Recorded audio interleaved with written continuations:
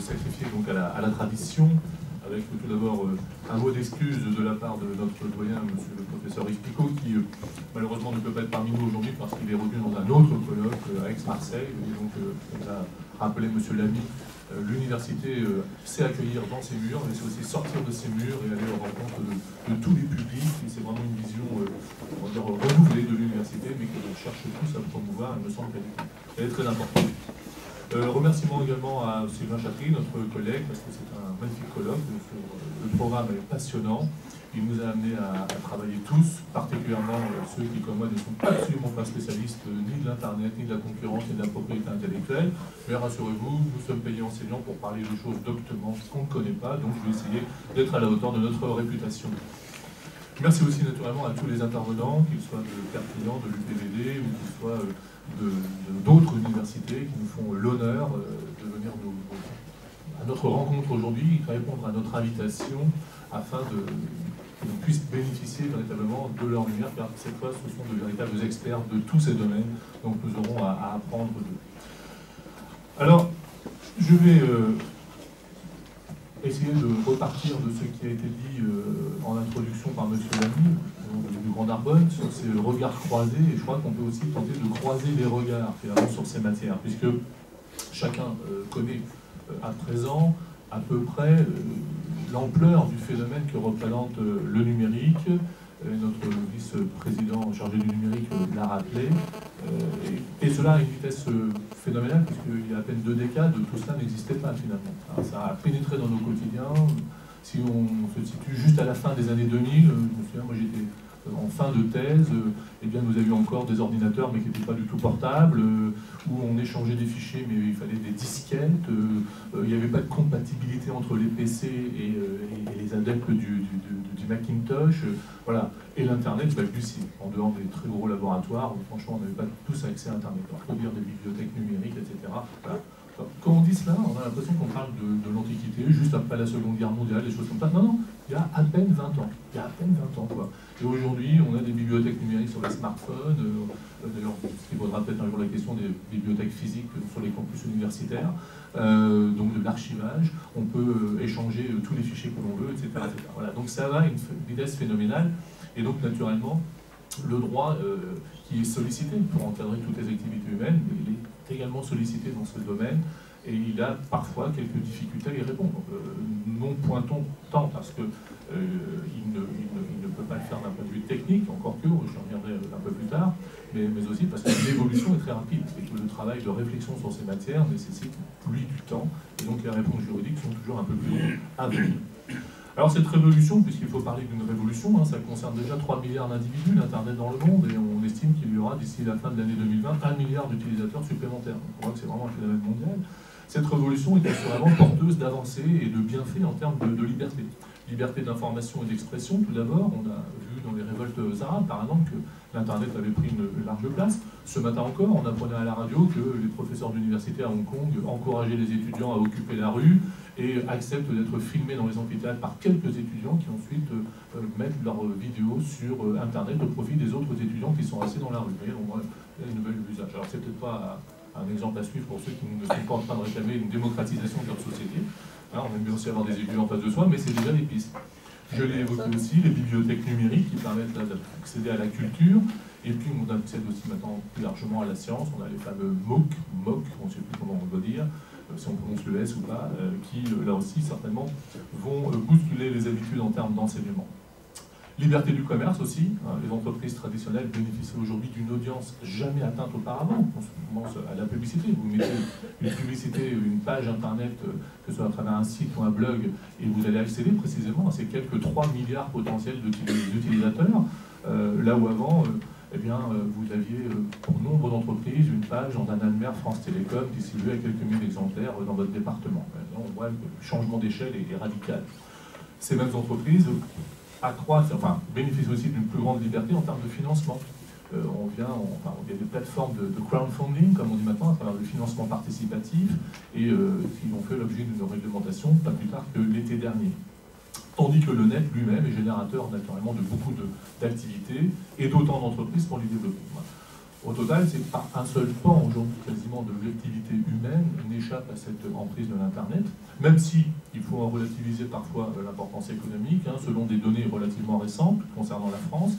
L'activité numérique, l'économie numérique en tant que telle ne représente encore aujourd'hui que 6% du PIB, même si l'ensemble des entreprises qui se déclarent être affectées dans leur activité quotidienne par l'arrivée du numérique, elles représentent 80% de ce même PIB. Néanmoins, comme tout phénomène, cette révolution a son avers positif, mais elle connaît aussi son revers avec des aspects relativement inquiétants. Et on peut songer ici à toutes les possibilités aujourd'hui qui existent numériquement, j'allais dire matériellement, de moins en moins matériellement, mais de pénétrer dans l'intimité, dans la sphère intime, dans la sphère privée des individus. Je pense simplement à quelque chose qu'on a tous expérimenté, hein, ces fameuses réservations en ligne où on vous met comme champ obligatoire votre numéro de téléphone portable en vous expliquant que si vous ne le mettez pas, d'abord vous ne pouvez pas obtenir la réservation, et puis que surtout c'est pas du tout à visée commerciale. Mais par contre, si vous achetez un billet d'avion, pendant les mois qui vont suivre, vous allez avoir multiples offres commerciales qui vont inonder votre même téléphone. Vous vous dites, tiens, c'est bizarre, j'ai jamais mis le pied sur tel ou tel site, mais on a quand même communiqué mon numéro de téléphone. Donc là, il y a déjà des difficultés en termes de loyauté, je dirais, dans le contrat. On dit que c'est un champ obligatoire qui n'est pas à visée commerciale, et puis néanmoins, je me mets derrière qu'il y a de la génération d'activités commerciales. Alors, même s'il faut être honnête, hein, l'internaute ici qui réclame parfois une protection, feint aussi parfois l'ignorance. Et j'ai entendu passer, malheureusement je n'ai pas entendu le chiffre, mais il y a quelques semaines de cela, un sondage qui a été réalisé auprès des Français, donc tout sondage est relatif, mais enfin il donne quand même une indication, comme quoi je crois que 80-90% des internautes finalement n'avaient cure du fait que lorsqu'ils laissaient des données personnelles sur Internet, finalement celles-ci pouvaient être par ailleurs utilisées. D'accord ? Même, et c'était par contre l'aspect le plus intéressant du sondage, même chez des personnes qui étaient particulièrement au fait des dangers de la violation de la vie privée du fait de ces données personnelles. Donc, on parle notamment des informaticiens, des personnes qui étaient vraiment toujours en contact avec l'Internet, même ces personnes disent finalement sur Internet c'est pas d'accord. Donc on va s'interroger sur un contrôle d'identité par la maréchaussée dans la ville, mais par contre livrer le maximum d'informations sur l'Internet, alors là ne pose plus de problème. Et donc il y a ici des problèmes, des tensions, je reviendrai sur ce thème, mais des tensions qui vont être renouvelées entre différentes libertés. Alors l'ampleur de cette révolution ne pouvait naturellement pas demeurer sans effet sur le droit, précisément parce qu'il génère des tensions. Alors nous avons déjà expérimenté d'ailleurs en France des réformes en ce domaine, ça a été évoqué par notre vice-président avec la loi du 13 mars 2000 par exemple, en matière de preuve, puisqu'on a dématérialisé la preuve en droit français. Au passage, hein, moi je vous ai parlé, vous voyez, de la fin des années 90, mais dès le mois de printemps 2000, printemps arabe, mais dès le printemps 2000, on a un législateur français qui légifère sur la preuve dématérialisée. Ce qui veut donc dire aussi qu'il y a une forme de réactivité ici qui est relativement forte de la part du législateur. En droit du travail, naturellement, l'introduction de l'Internet a considérablement modifié le travail. Alors, parfois pour obtenir des gains de productivité, même si là encore, les études qui nous arrivent surtout des États-Unis montrent que ces gains de productivité sont en train de se tasser. C'est-à-dire qu'il semblerait que, en l'état actuel de la technologie, l'essentiel des gains a été obtenu, et maintenant c'est très très marginal. Mais naturellement, en droit du travail, ça pose aussi d'autres difficultés. Par exemple, je pense aux difficultés sur la consultation des boîtes mail sur les ordinateurs pendant le temps de travail dans l'entreprise. Et éventuellement, le fait pour un employeur de savoir s'il peut ou non aller regarder dans cette boîte mail privée, mais consulter sur le temps de travail, ou le téléphone portable. Alors, on a tous expérimenté ici les réunions où l'attention de l'audience est véritable pendant 5 ou 10 minutes, et puis au bout de 10 minutes, hop, on voit tous les petits téléphones portables qui sortent, et tout le monde commence à pianoter. Alors même si on a développé, grâce au numérique, on a développé une capacité à traiter plusieurs informations, de grands nombres d'informations à la fois, bon, c'est pas toujours évident. Alors on voit même maintenant des entreprises, ou même des universités parfois, qui vont créer des tâches de Faraday, c'est-à-dire qu'on va faire des réunions dans des lieux plus de communication possible, voire, j'ai vu ça la semaine dernière à Paris, des réunions où là on vous demande de mettre votre téléphone portable symboliquement dans une poubelle à l'entrée, que vous allez récupérer à la sortie. Donc c'est vraiment quelque chose de très très fort. Oui, bon, c'est comme ça.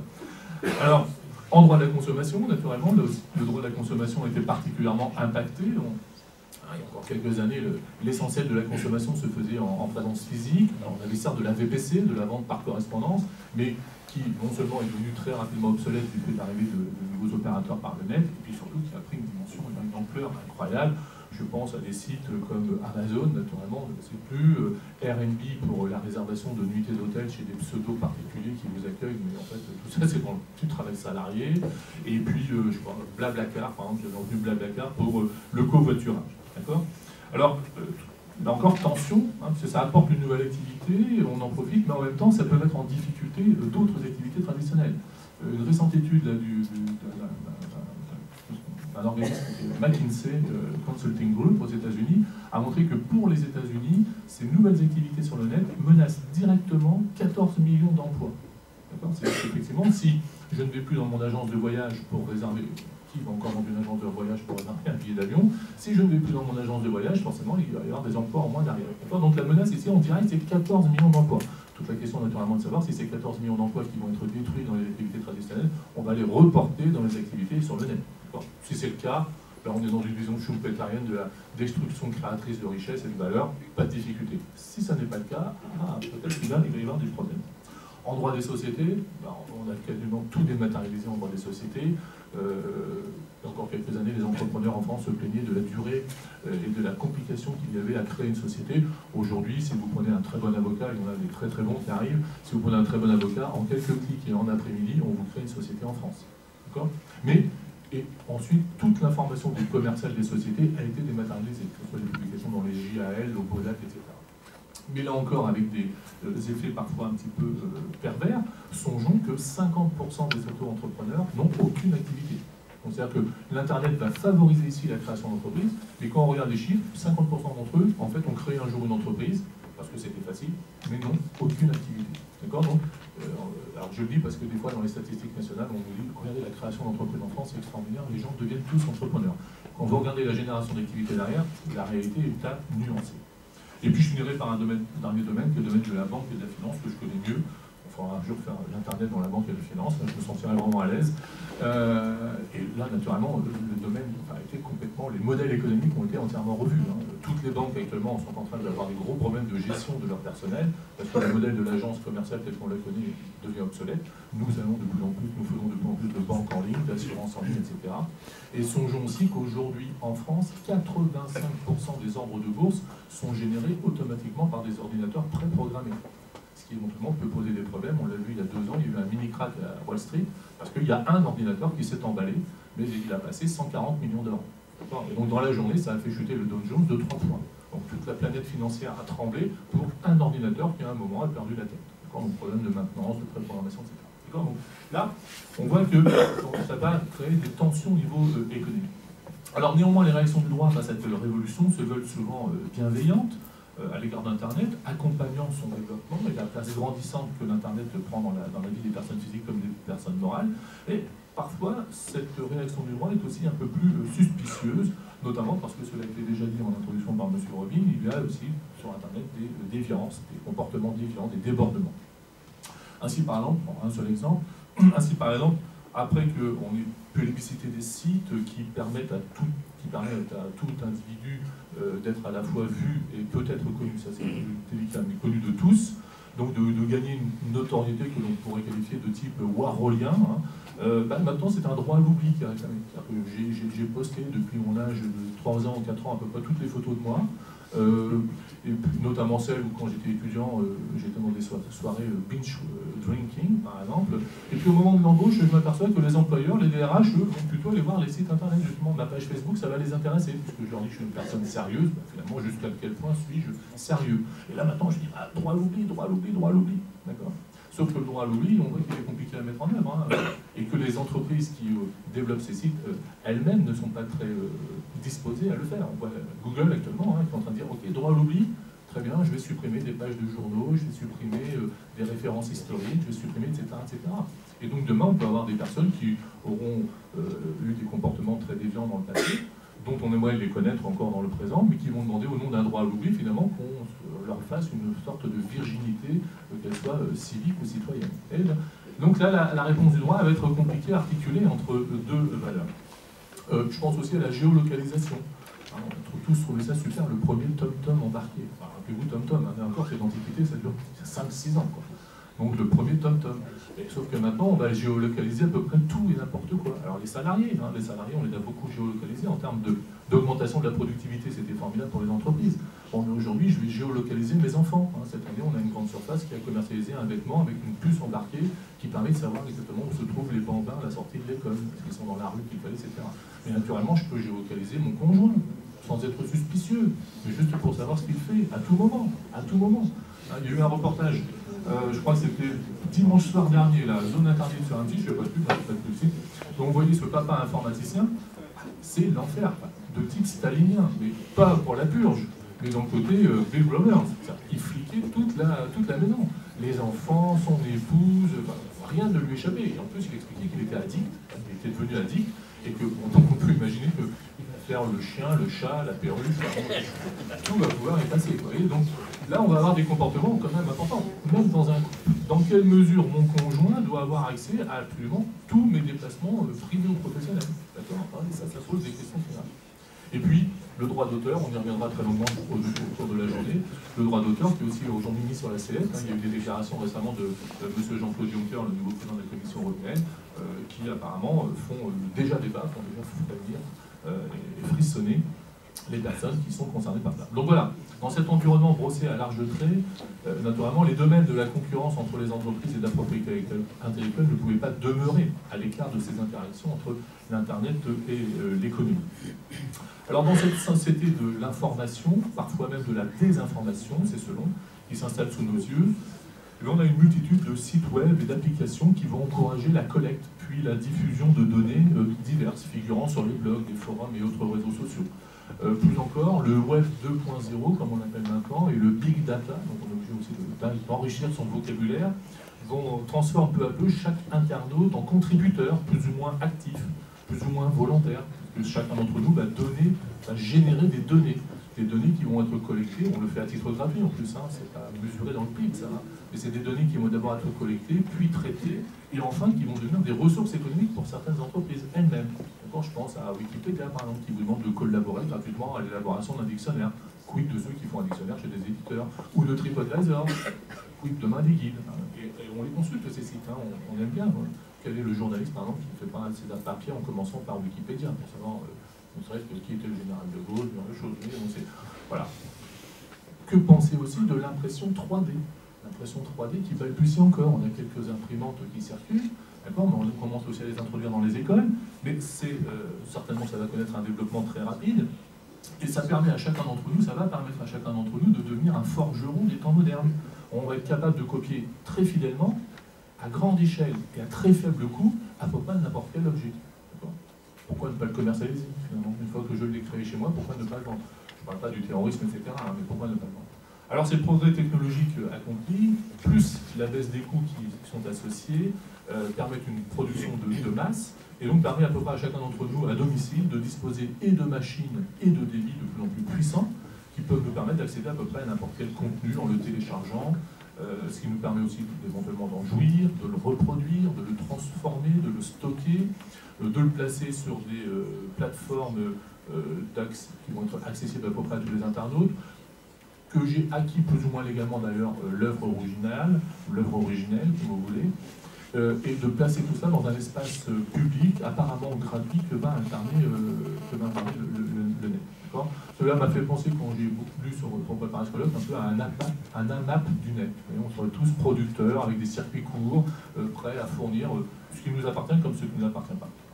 Alors, naturellement, là, dans le monde des entreprises, ça va poser d'énormes difficultés, notamment en termes de protection de leurs droits d'une part, en termes de marque, de savoir-faire, de propriété industrielle, qu'on a pu chercher à protéger, avec en plus un effet, me semble-t-il, ciseau, un effet presque cisaille, dans la mesure où les entreprises vont chercher à se protéger et en même temps elles sont sommées d'aller sur le net.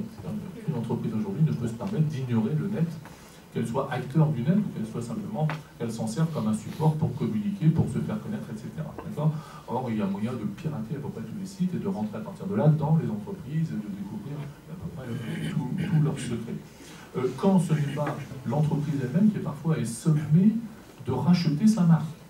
Je pense notamment à l'application qui s'appelle AdWords de Google, où vous pouvez choisir comme mot-clé, chacun d'entre nous peut choisir comme mot-clé, moyennant finance, même des marques qui ont déjà été déposées. Et donc on voit des entreprises qui rachètent leurs marques comme mots-clés dans les moteurs de recherche.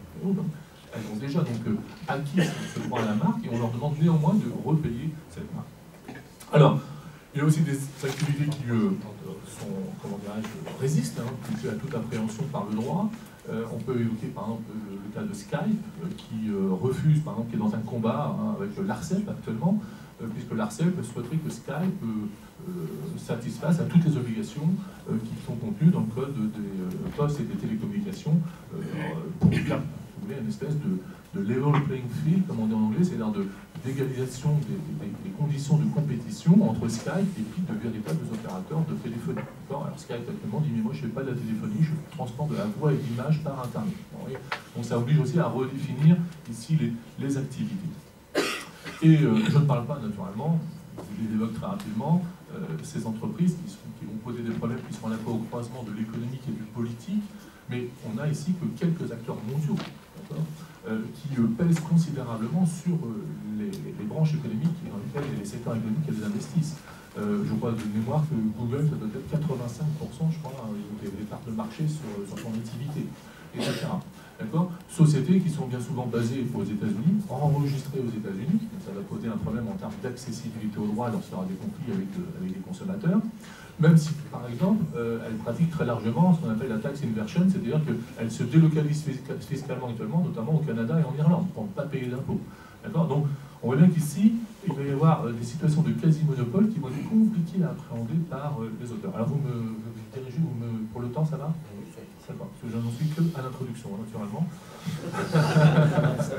Ça va plus, voilà, je sentais que j'allais vous faire frémir. Alors, d'autant que, ce qui pose ici véritablement effectivement cette question de l'appréhension juridique de l'Internet, d'autant que, ça a déjà été rappelé en introduction, d'autant que l'Internet est né sous la liberté. Évidemment, c'est comme cela qu'on nous l'a vendu partout. On a dit, voilà, enfin un espace où vous pouvez à peu près tout dire, tout faire, tout acquérir. D'accord ? Et dès qu'une petite restriction apparaît, dès qu'un encadrement est envisagé, eh bien, il suscite immédiatement des débats. Les lois Adopi ont déjà été évoquées, la notion de licence globale a déjà aussi été évoquée, mais on voit bien qu'à chaque fois que le législateur veut réguler le domaine, immédiatement il y a une levée de bouclier de la part notamment des internautes eux-mêmes, plus ou moins instrumentalisés d'ailleurs, mais pour tenter de résister à cet encadrement.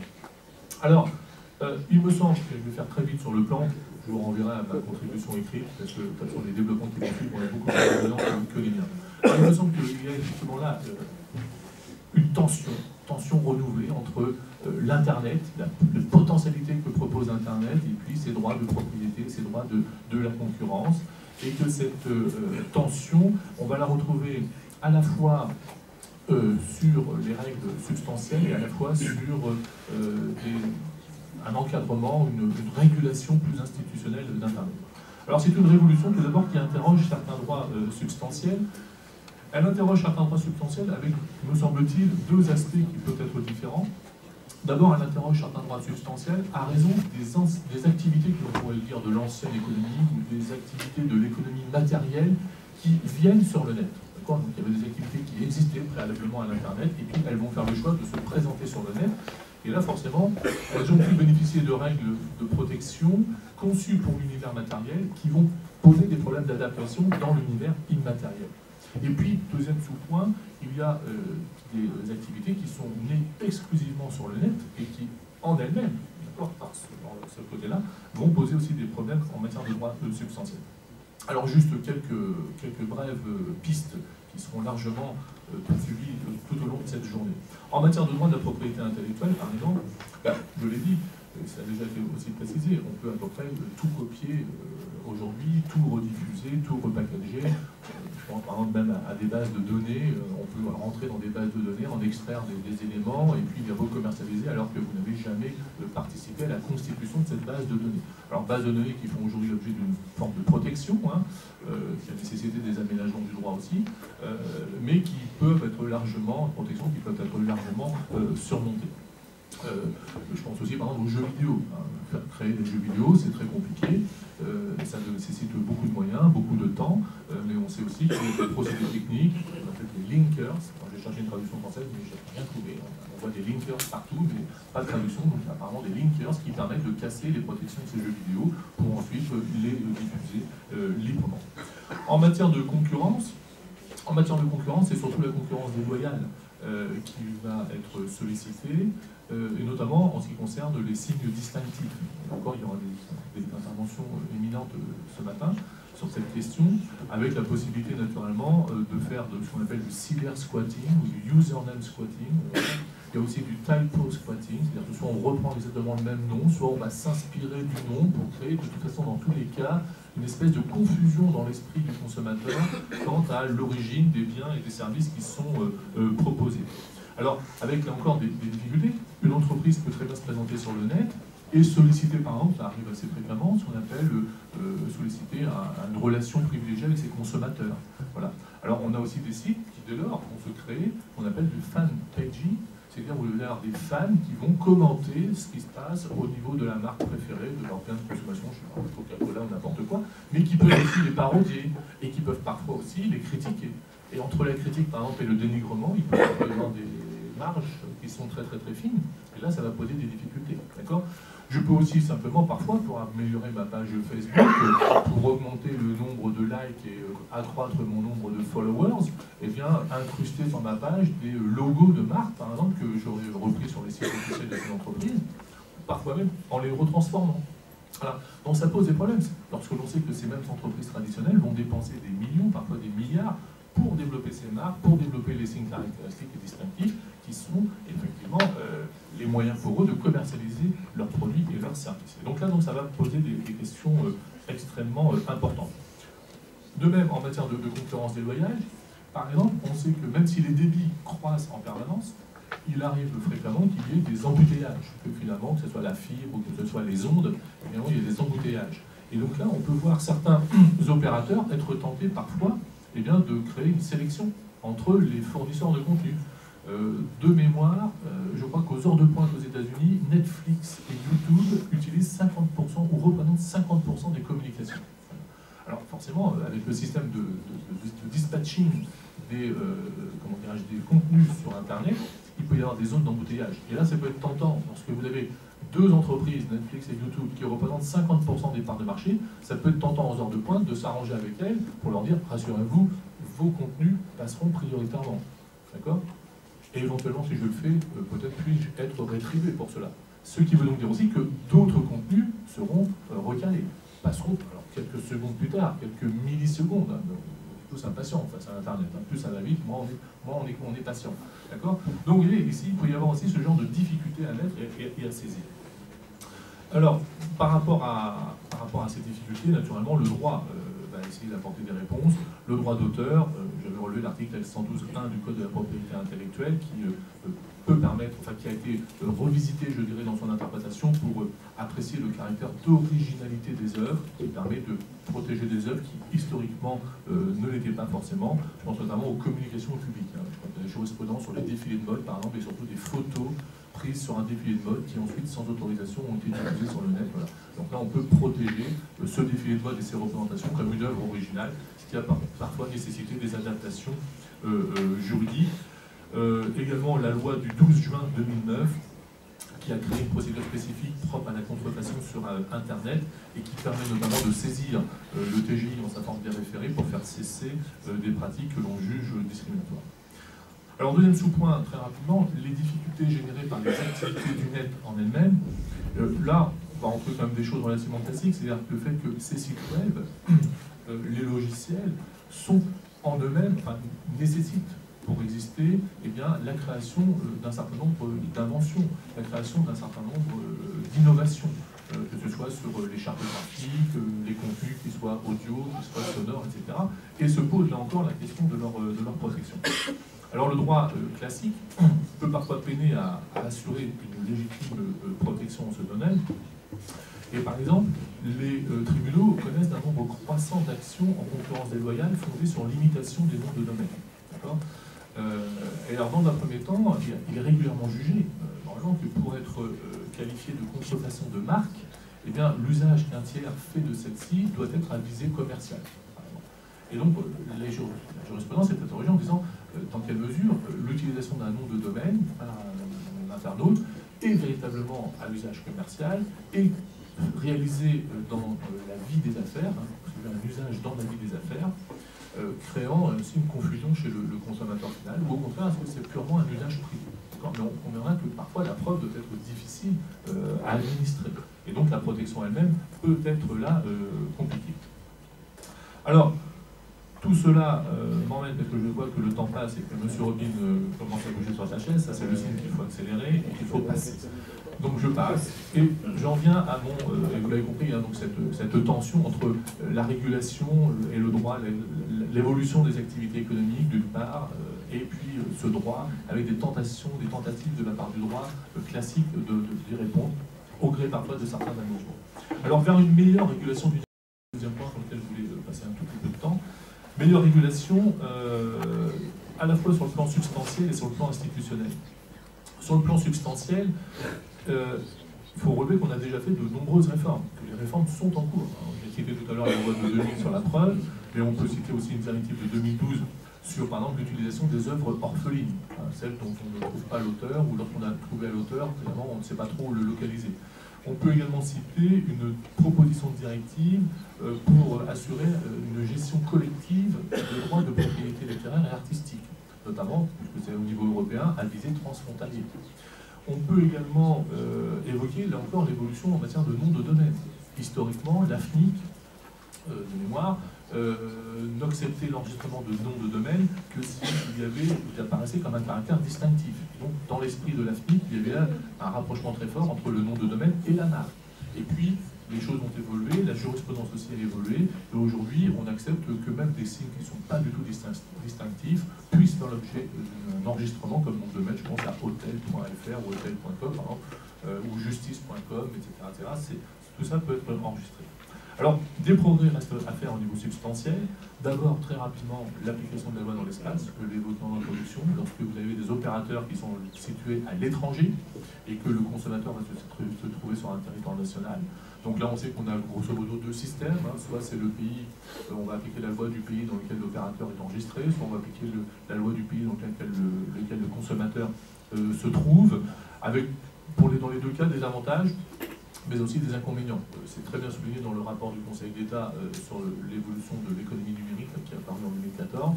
Et on montre que le Conseil d'État, me semble-t-il, a une proposition assez originale qui est de retenir le pays de destination, mais simplement pour un socle de règles fondamentales, peut-être à définir. Et comme l'a dit, je crois que c'est M.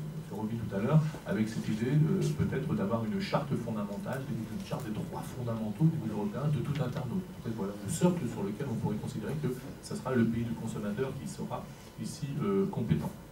Il y a aussi l'arrêt de Google Spain de 2014 qui est relativement encourageant en domaine, puisqu'on attaque une filiale située en Espagne de la firme Google, bien qu'elle c'est pas elle qui techniquement gérait le moteur de recherche, mais comme elle en tirait profit de participer, elle a pu être considérée comme en capacité d'être attrait devant les tribunaux espagnols. Deuxième élément, je pense, pour les progrès à faire au niveau substantiel, c'est mieux éduquer les internautes. Je vous l'ai dit tout à l'heure, la plupart d'entre nous, pour notre génération en tout cas, on est débarqué. Internet est rentré dans notre vie. Voilà. Bon, les jeunes aujourd'hui, naturellement, les nouvelles générations entrent dans la vie de l'Internet. C'est un petit peu différent. Certainement qu'ils seront mieux formés. Aucune idée de ce que peut être un langage informatique. Pourquoi que depuis cette année, il y a en classe, dans les écoles primaires, des cours obligatoires sur comment on construit des logiciels, comment on programme, etc. Voilà, parce que là, ce sont aussi des pistes. Et cette information, cette formation pourra certainement améliorer l'utilisation que l'on fait. On pourrait aussi améliorer au niveau technique les progrès en termes de cryptage des données. Naturellement, il y a beaucoup de recherches qui sont faites dans ce domaine-là. On pourrait aussi, et lier les deux d'ailleurs, inviter les internautes à mieux connaître l'offre sur Internet, l'existence de licences libres, de méthodes pour crypter leurs messages, etc. Et puis davantage peut-être impliquer les hébergeurs de contenu et les éditeurs de contenu. Et à cet égard, il semblerait que la Summa Divisio, qui est introduite par la loi sur la confiance dans l'économie numérique et qui mettait un mécanisme de responsabilité plus ou moins léger, en tout cas spécifique, concernant les hébergeurs, et peut-être aujourd'hui à revoir, eu égard à l'évolution même de l'activité des hébergeurs qui eux-mêmes peuvent parfois collecter des données et élaborer des bases de données. Alors beaucoup reste encore à faire, notamment je pense au domaine des liens hypertextes, ce qui m'amène au dernier sous-point. On arrive. Au plan institutionnel. Et au plan institutionnel, là effectivement, il y a effectivement un bouillonnement qui est à l'œuvre, hein, que ce soit au niveau national ou international. On a aujourd'hui un éclatement des organismes, et là certainement qu'il faudra à terme prévoir fusionner ces autorités. Alors on voit qu'il y a des initiatives, j'ai vu récemment de ce Schramek, le nouveau président du CSA, qui a dit que lui, il aurait bien aimé que l'ADOPI tombe dans son escarcelle, par exemple. Bon, je suppose que le président de l'ADOPI doit penser à la même chose du CSA, donc un jour ou l'autre, ils vont se retrouver dans le même conseil d'administration pour la même autorité. Cela est vrai aussi au niveau international. Et là, certainement qu'il y a des évolutions qui vont venir très rapidement, puisque l'ICANN, qui est l'organisme américain de régulation du net, a, notamment après les scandales sur la révélation des espionnages, coupé tout lien contractuel avec le gouvernement fédéral américain. Alors peut-être y a-t-il ici des réflexions à mener sur un mandat international. Pourquoi ne pas créer une agence au niveau de l'ONU? Il y a des agences pour la nourriture, il y a des agences pour l'éducation.